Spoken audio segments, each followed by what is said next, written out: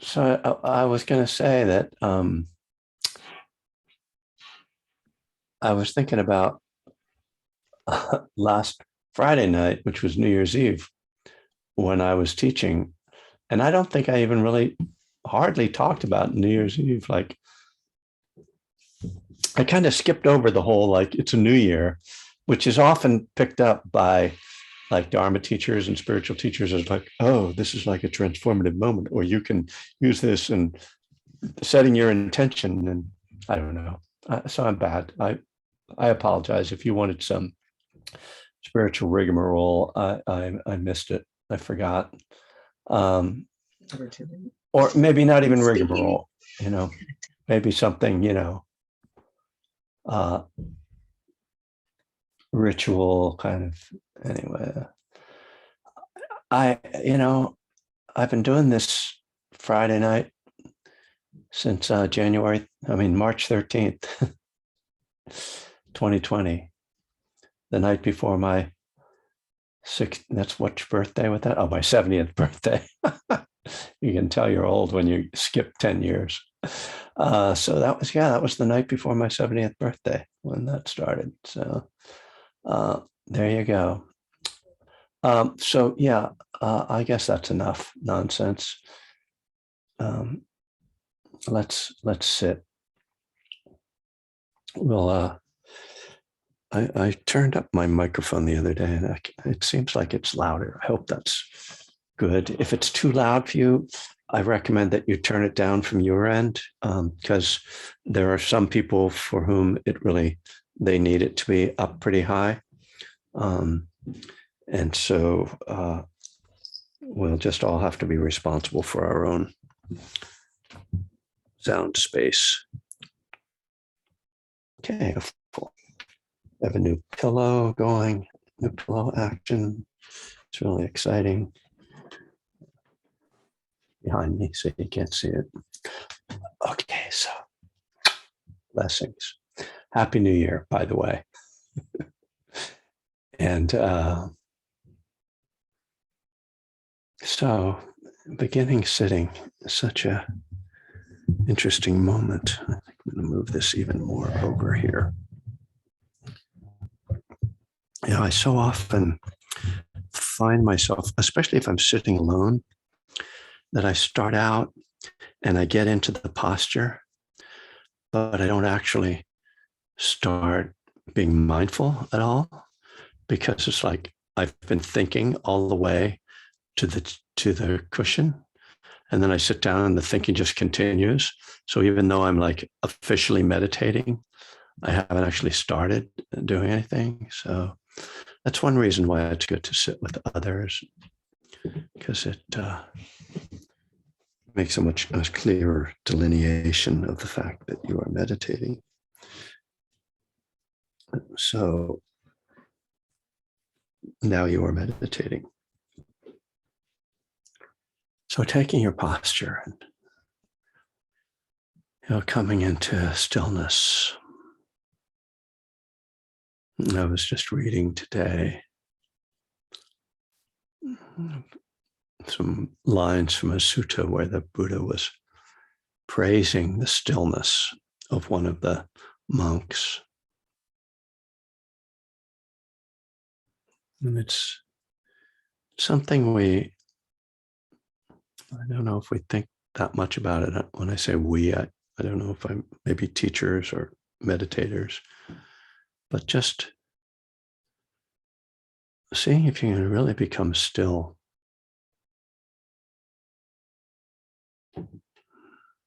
And, at some point you might need to shift your posture, but to do that very intentionally.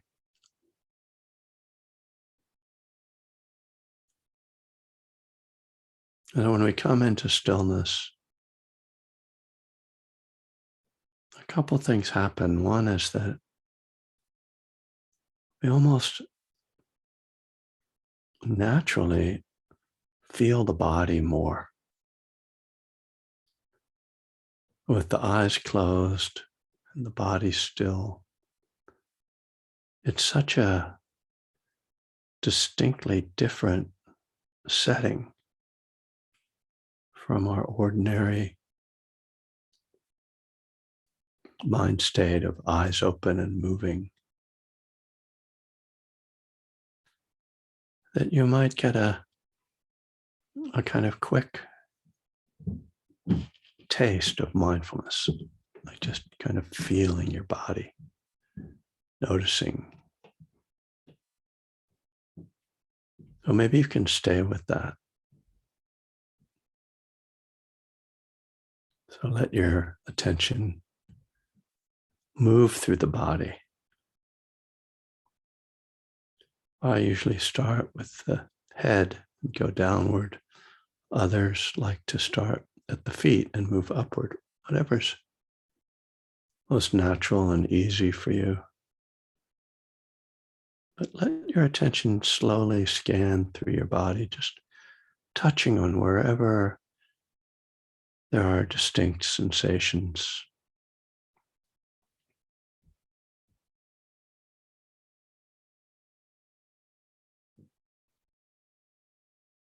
If you want to challenge yourself, you can also just kind of notice the places where there aren't distinct sensations or where it's very neutral.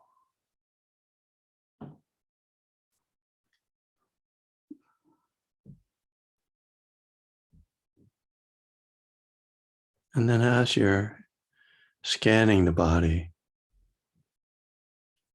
using the breath to calm the body.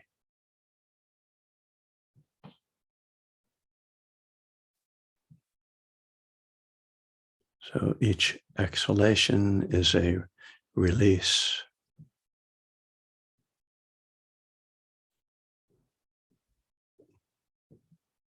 And a little more settling.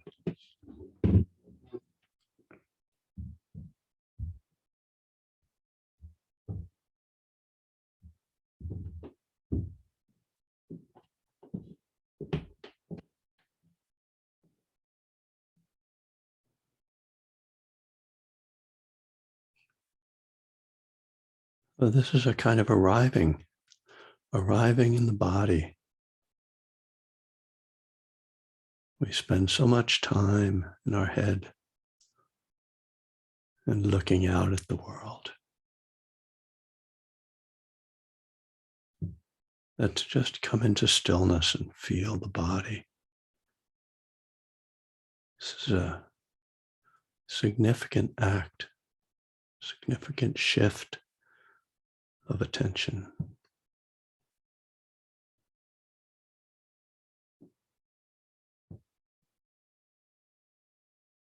Of feeling the breath in the body, moving.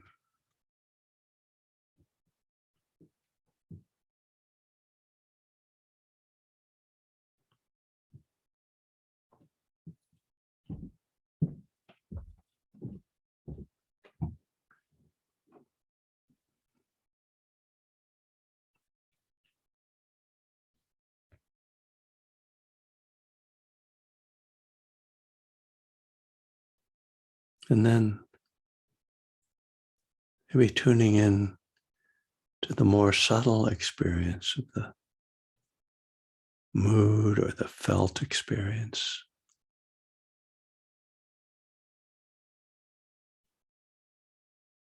How or what are you feeling right now? Not on the sensory level, but on the, I'd say, emotional level, the mood.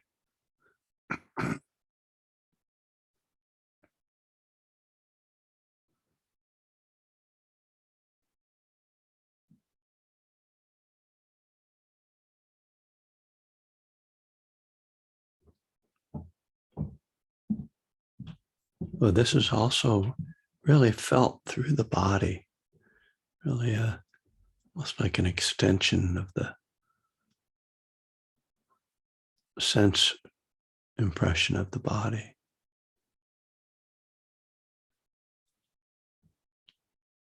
This emotional body.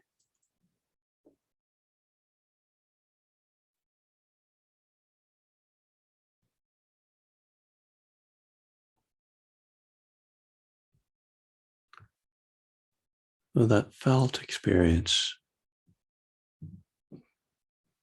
is tied in with the mental thought world.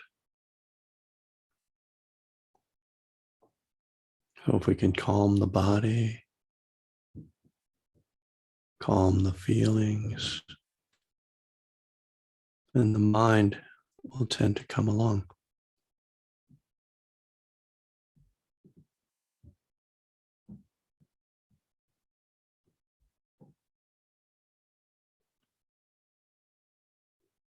But when the mind is agitated, then the feelings and the body become agitated. When the feelings are agitated, the thoughts start to spill out. So there's this interplay that we're working with here. And there are two sides of it. One is the side of calming. The other side is the observing and just seeing. Because calming is not a mechanical process that we can force.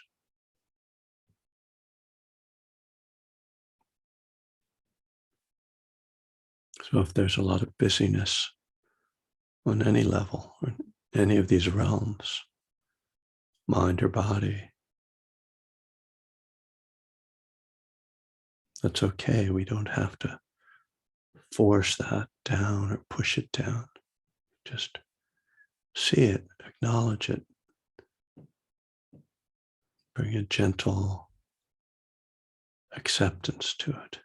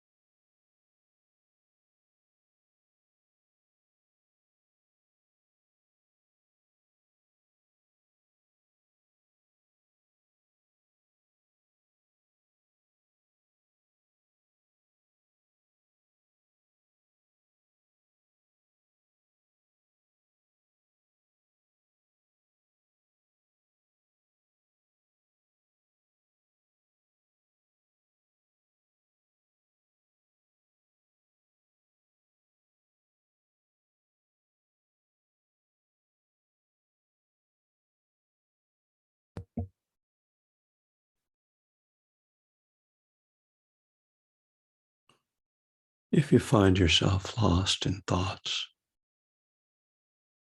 just come back and start again. Come back into the body,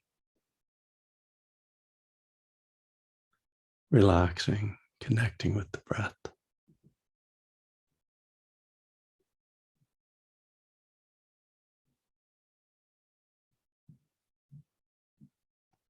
There's nowhere to get to, nothing to strive for.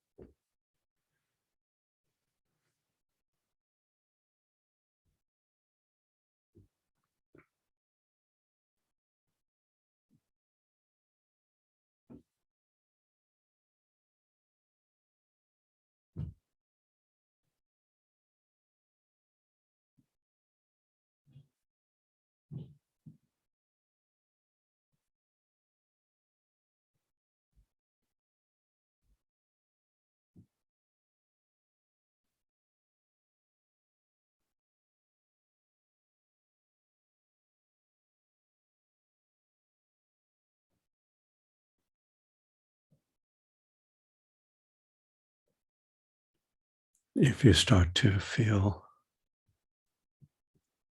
more settled, you might connect with the breath as a softening agent. Feel the gentle breath softening your heart.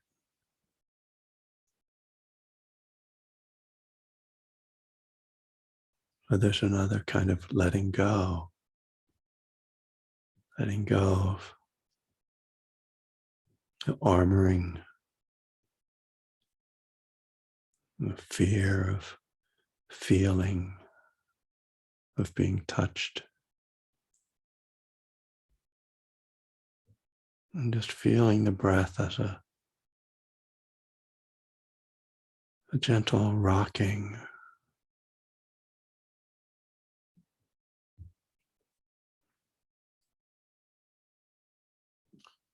As when you rock a child, bringing kindness, gentleness, softness that lets them know they are safe.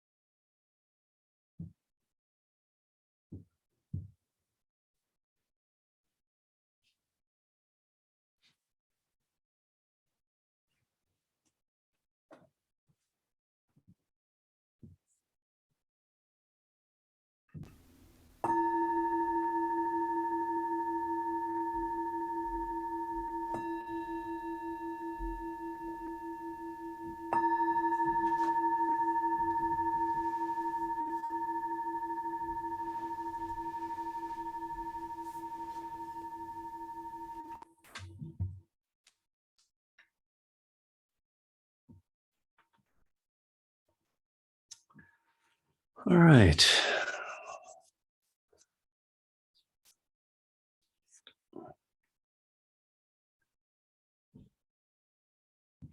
It may sound odd coming from a meditation teacher who's been practicing for 40 years, but I've been really into meditation lately.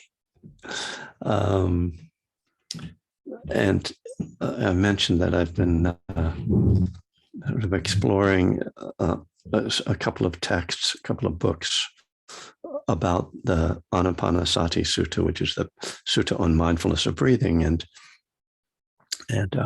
writing on it. And so I'm kind of seeing that it's going to be this sort of short, like not a full length book, but I think I will share it in one way or another, publish it in one way or another.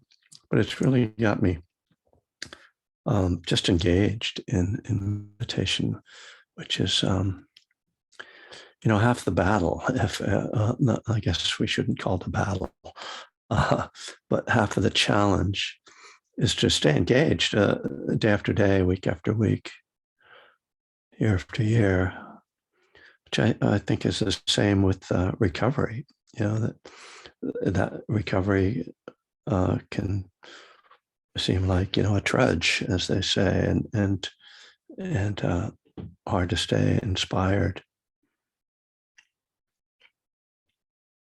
In any case, tonight I wanted to talk about mindfulness of the body, and just to put this in the context of what I've been doing, since March of 2020. The numbers are sort of so odd now. The numbers of the years, 2020, 2021, it's like we're just counting anymore. Anyway, I've been going through my book one breath at a time, and we're in the step 12. We're at the end of the book and kind of lingering over the Eightfold Path and taking each session to be on an element of the Eightfold Path. And now that I'm on mindfulness, what's called right mindfulness, I'm kind of lingering in that for a few sessions. Obviously, it's kind of the heart of our practice. And so in the classic teachings, so it's called the Satipatthana Sutta, the foundations of mindfulness. There are 4 foundations of mindfulness. The first one is body, and then it's feeling, which we'll talk about, but feeling, and then mind states or mind, and then dharmas, which is kind of being mindful of the dharma or mindful of your experience through that lens. And so in any case, it starts with body, and I'll say it always comes back to body. Our practice is so much founded in that, and the other 3 aspects of the sutta are really more mental, and it's so easy to get lost in those explorations, that having the body as a reference point and always coming back to and building from. I think Olive wants to get into the house, so we'll be, if you can hear her barking, not my dog, but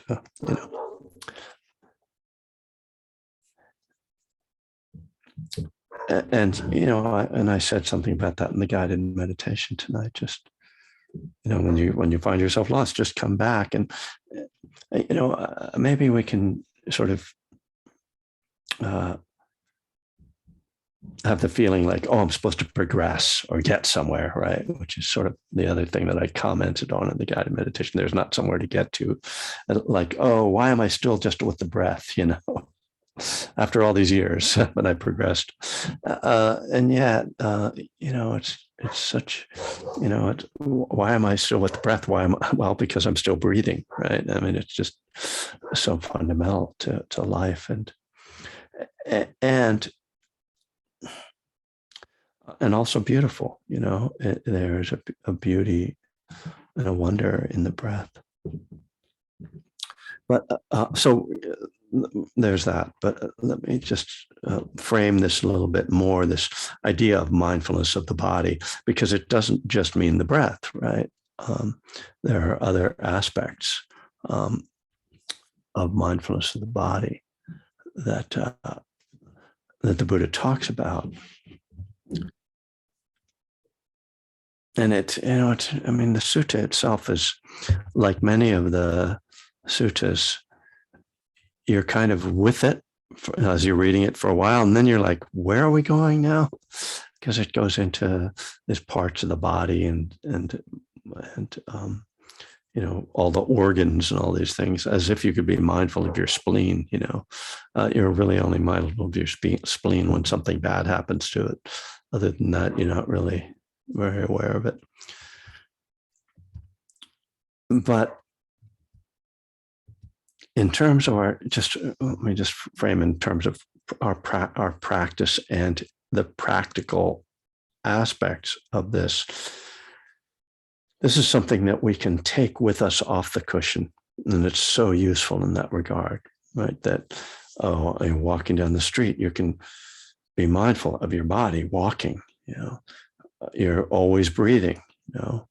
You're doing the dishes. You can be mindful of your hands, the touch of the water, the feeling of the dishes. That you can. There are so many ways that we can touch in, so it's always there, and always very. It's so real. It's the kind of the most real thing. Our mind is, it's real, but it doesn't have the substance.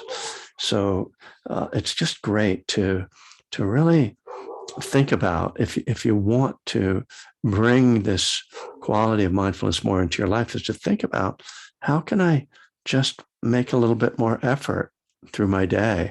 What are moments that I can kind of land on when I can be mindful? Because I can tell you that just coming back to the body a few times in a day can have a significant effect on the quality of your day. It really helps your mind, and it breaks you out of the spell that we live in, right? The mental spell, the thought world that we live in, and even the emotional world we live in. So it's just really something to count on and to rely on. But I thought I should, since this is a group of people in recovery and we're oriented towards recovery, to try to talk about this first foundation of mindfulness in the context of addiction and in the context of recovery. Because most of the addictions we deal with are addictions that come through the body. Certainly drinking, taking drugs, eating, sex, they're all tied up with a physical effect that we're trying to achieve. And one of the things that I've been kind of thinking about with intoxicants is that we're actually trying to make a lot of times with a lot of intoxicants, we're trying to create an enhanced experience of life. So in a way, we're kind of trying to be more alive in a way. Like there's this, not always. I mean, certainly heroin and opiates tend to be more death, but with alcohol, I know there was this way, and it was like getting more excited, and I could feel as if I was mindful. I can remember after I learned mindfulness and was still drinking, having experiences of being pretty drunk, but being like, oh, I'm walking mindfully. Now that may have been because if I wasn't mindful, I would fall over, because I was so drunk. But there was this, but I will say probably with marijuana, it's more obvious that, I would get high, and it's like the music seems more, oh, wow, that's beautiful, and the food, don't have to talk about the food, but, that there's a way in which we thought we were making ourselves more mindful. And this really came up for me recently, I had surgery last month, and by the way, I'm all good. I was able to play golf this week, which is the main sign of recovery. For anybody who's had surgery, you're supposed to go out and play golf to see if you've recovered. You didn't know that, yeah. But they gave me drugs, as they will do, and I felt like I was really loving, like these nurses, they're so kind, and I feel this love and appreciation for them. And I'm feeling my breathing. I'm lying there in the recovery room, like breathing and sort of being mindful. I think, and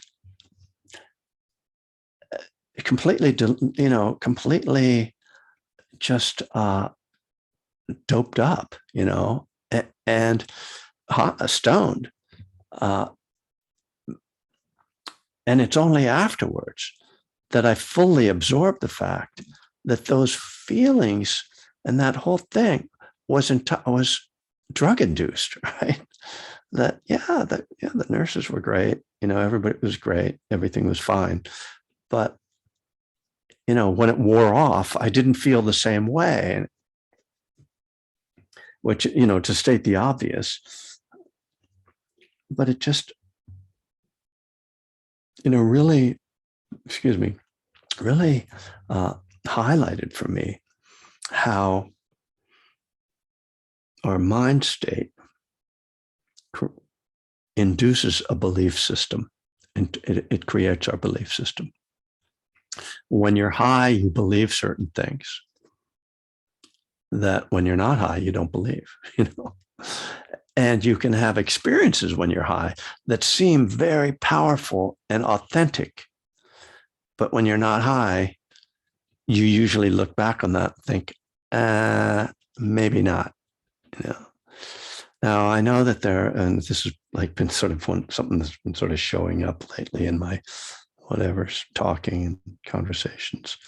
Like, I always feel like when I'm talking like this, that I come up against the question of psychedelics and, whether is that a spiritual experience? And, I have my opinion, which is no, but I don't know that I'm right. I know that lots of people have felt that they got something really meaningful out of psychedelics, but I'm always doubtful of but really, so it's almost like the question of what's reality, which I should not be trying to address, especially since, are you guys actually real? There's some kind of images in front of me that look like human beings, but, is this real? What, they call this virtual, right? So does that mean,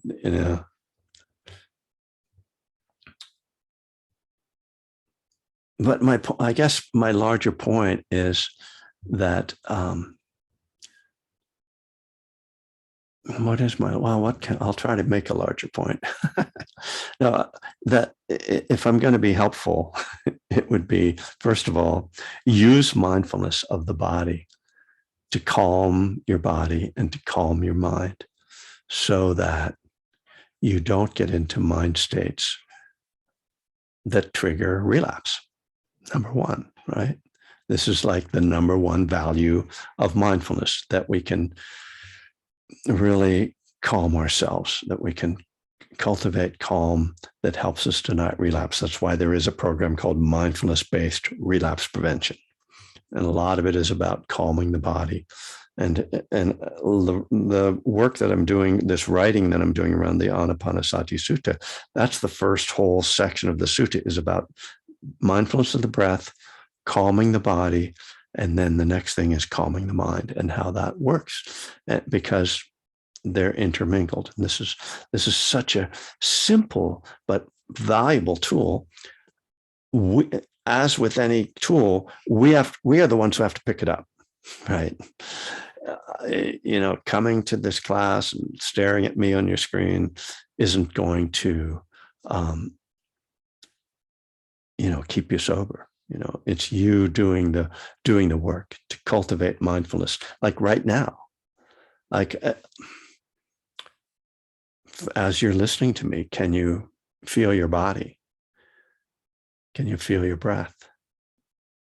You might even take in the periphery outside of the screen to sort of see, oh, yeah, I'm in this space. I'm not like just in this box here. I'm in this space, in my body. And what's going on in here? You should always,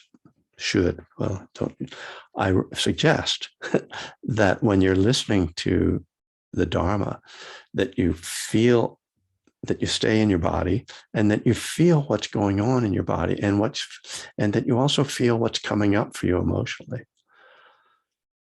Are you getting excited? Are you getting bored? Is some sadness or sense of less than? I get that sometimes with the Dharma talk, like, oh God, that teacher, they're so wise, I'm such a loser, whatever. Just noticing, just showing up, what's showing up, just what's showing up, just so that it's not just, I'm listening, there's this thing I'm trying to like take in, but that there's an interaction, there's what you're hearing, and then being aware of how that's coming into you, how it's coming into your body, how it's coming into your mind. You don't have to, like, there might be some things where you're like, oh, that was really good, I want to remember that. Or there might be things that are like, what's he talking about? And just watching that, right? Again, not doing extra with that, just watching it. So it's a mindfulness experience, listening to the Dharma. It's not like this is separate from meditation. This is meditation. This is meant to be meditation. So the body is so helpful for that, because it's the simplest thing, and the body doesn't say anything. It doesn't have thoughts that confuse you. It's just, there it is. There's just the feeling. So simple, so beautiful. We're fortunate. We have bodies. It's good and bad. There are supposedly, realms in which, like, these beings that don't have bodies, it's very simple, but I think it's hard, might be hard for them to meditate. You can't even feel any breath. So number one is being mindful, using mindfulness of the body to avoid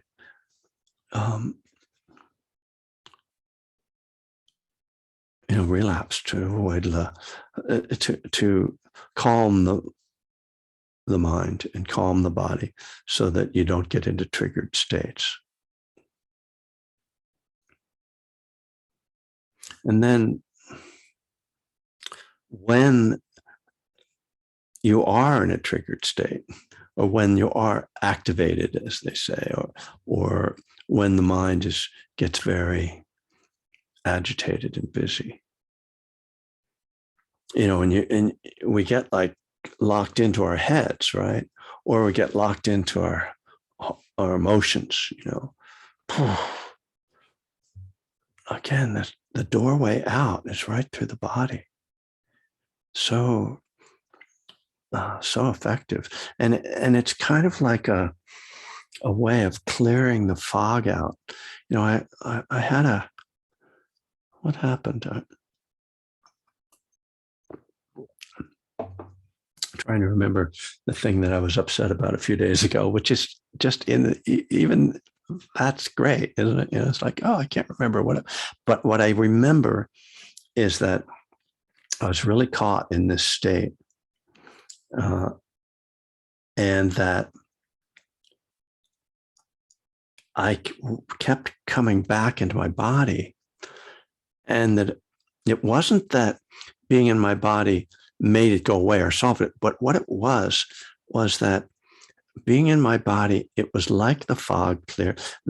So the feeling, I'll come back to the fog, but the feeling was like that there was this disturbing event that had meaning.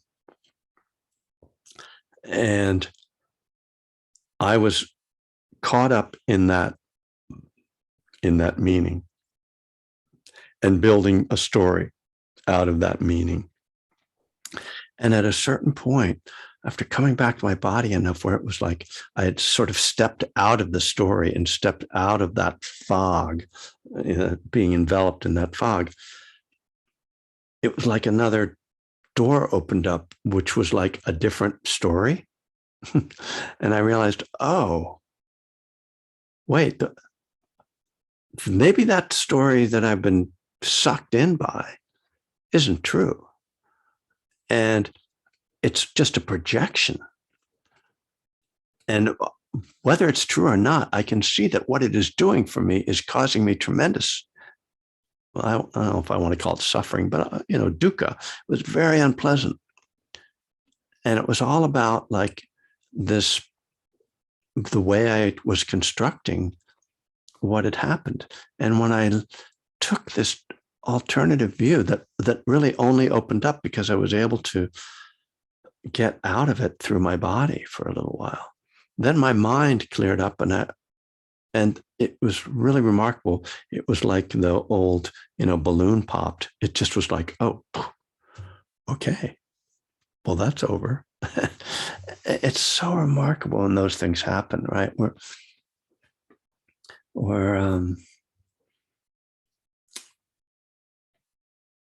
This word the Buddha uses, disenchantment, that we want to get to a place of disenchantment. And I love that, because it's like an enchantment is like a spell, right? You've been hypnotized, or you're under a spell. And that's, that's kind of our world. That is a description of our world, that we live in this spell, which is our interpretation of reality. And the spell creates that projection, creates that reality in our minds. And when we pop it, it's just gone. And it can be very sudden. I was listening to the New York Times Daily today from a couple of days ago, and there was they'd gotten a transcript of an FBI a deposition or interrogation of someone who was at the Capitol on January 6th last year. And he was describing everything that happened, which was if you can hear it, it's totally insane and hilarious and bizarre. But what was really striking, after he's like doing a lot of nutty stuff, he gets on the metro in DC, goes home, turns on the TV, and he sees what's going on TV. And he said, and I thought, what? That's terrible what those people are doing. They should arrest them. And then he said, then I realized that was me. And it was like, to me, that was like the perfect thing of a spell, right? Been under a spell, which is sort of, this mass psychosis is what I've been calling it lately. And we all live in our own little spell. We all have our own version of the world that we've developed. And every once in a while we step out of it. And nirvana, or nibbana in Pali, is the complete eradication of the spell. The spell, there's no spell anymore. There's no illusion. There's just seeing what really is.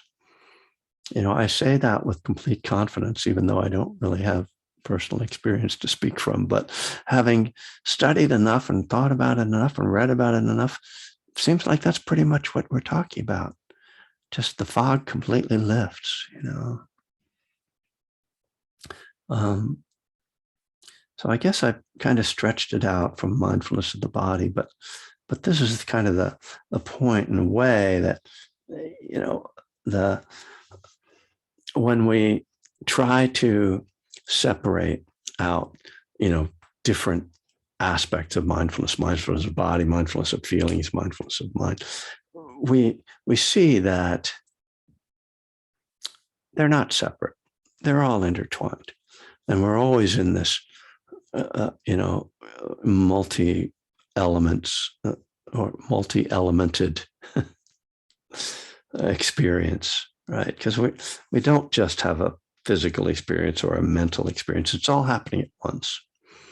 and mindfulness in a way is an attempt to kind of take it apart and deconstruct it so that we can see it more clearly. And certainly mindfulness of the body is the thing that we can see most easily and most clearly right away, and sort of on demand. We can kind of just let me be mindful of the body. But it's always going to be intertwined with the mind, with the felt experience, and with our projection, or the fourth foundation in a way is like the Buddha saying, instead of looking at the world through your, instead of looking at the world through your own projections, look at it through this Dharma projection.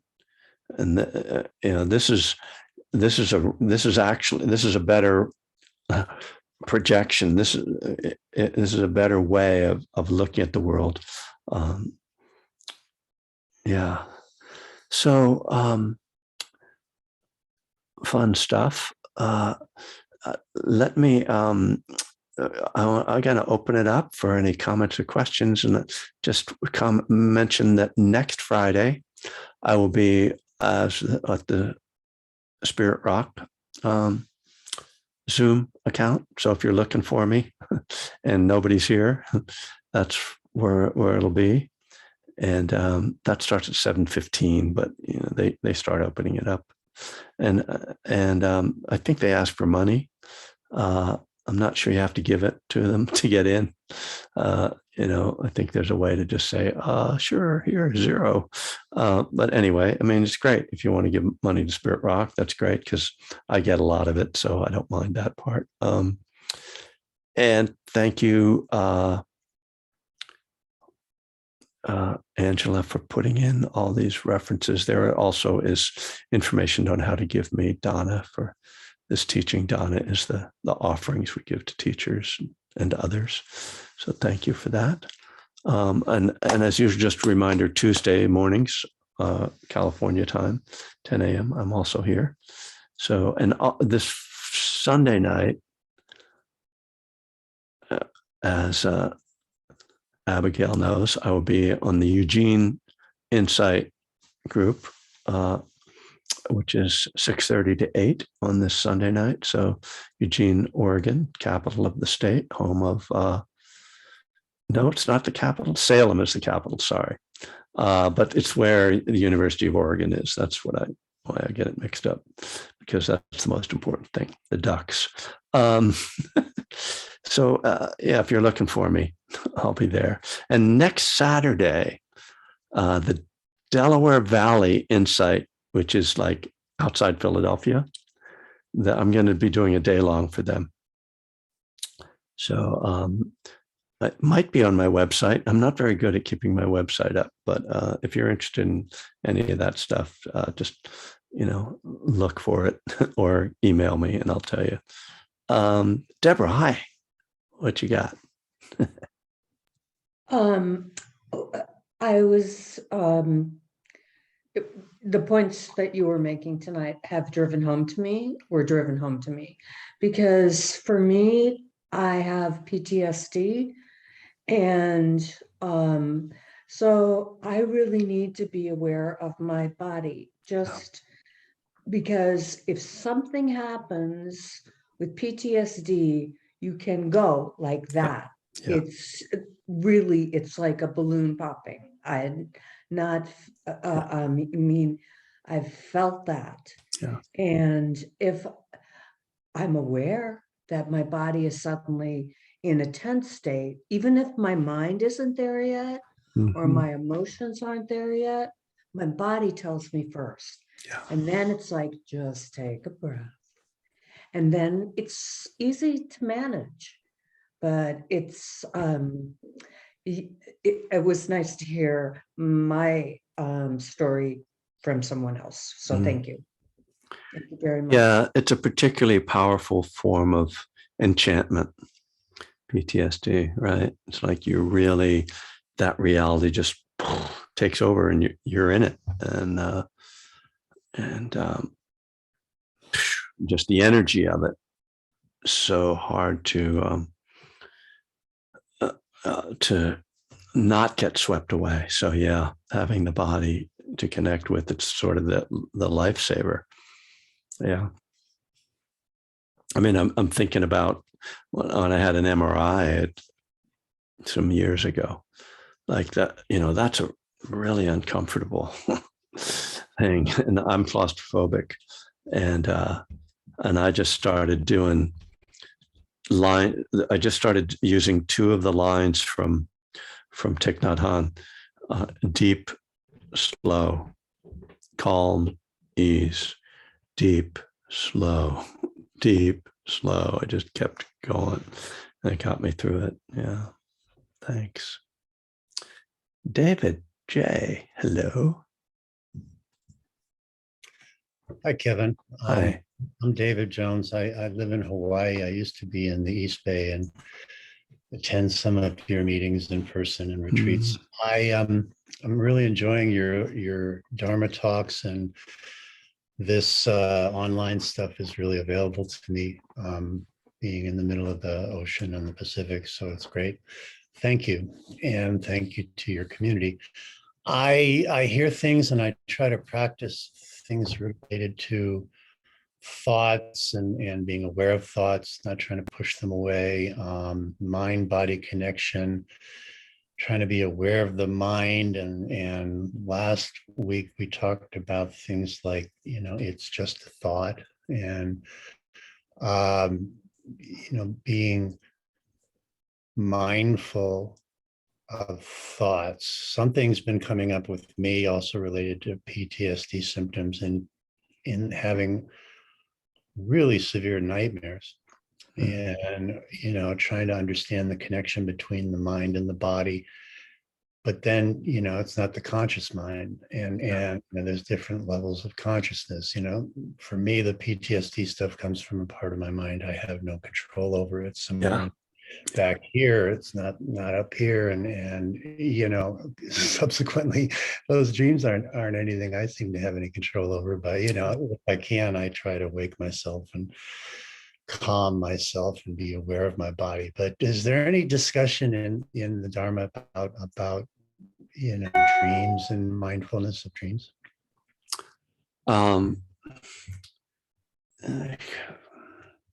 There are some teachers who talk about it. It's not something I can speak to with any authority. I just think, as you're talking, it just is such a reminder, as you're pointing to, how little control we really do have over our minds or our bodies. And it's mostly an illusion that we are in control. But as for being mindful of dreams, I know there is that work that people do. What's it called? Somebody knows the phrase, I'm sure. Dream something. It takes very lucid dreaming. Yeah, lucid dreaming. I thought you knew that, Anne. Thank you. So lucid dreaming is a practice that you have to work on.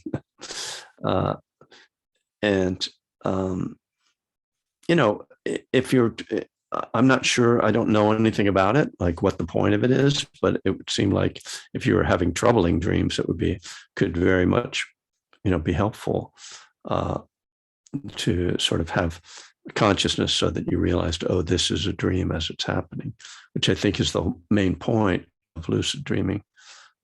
Maybe there's more of a point to it also, maybe to like sort of uncover, some sort of subconscious stuff. But I really can't help you very much with that one, David. I think it's just the one suggestion in the suttas about, or the one sort of place that I'm familiar with dreams being mentioned, the suttas, is in the 11 benefits of loving kindness, that you will sleep well. And so what you might try, and I have heard this suggested, is that when you lie down to sleep, that you just do loving kindness meditation repeating phrases of loving kindness and images and sending loving kindness as you're falling asleep. I actually have not done that, which now that I'm saying it, I think I'll start doing it. I'll try to remember to do it for a while, and I'll report back, tell you if it's any good, if it's a good drug. Thank you. Yeah. Hi, Julie. Nice to see you. There you Hello, go. Kevin. Hello, Sangha. I'm very, very pleased to be here. Your teachings, Kevin, are always so enriching, and I just wanted, jump on so many things that arise when you teach. But tonight, what I'll focus on is the mindfulness of the body. I do believe that my body is my ally. It works really hard. All the organs work really hard to be my ally, even after decades and decades of cruelty and abuse. And my body may not think, but it definitely communicates with me in ways intended to be very, very helpful. But there are times, and most everything functions, very, very well. I'm very grateful. But there are a few things that don't function well long-term. And right now I'm experiencing a medical issue. And it's like the last thing I want to do is be mindful of my body. It is not a comfortable place to be.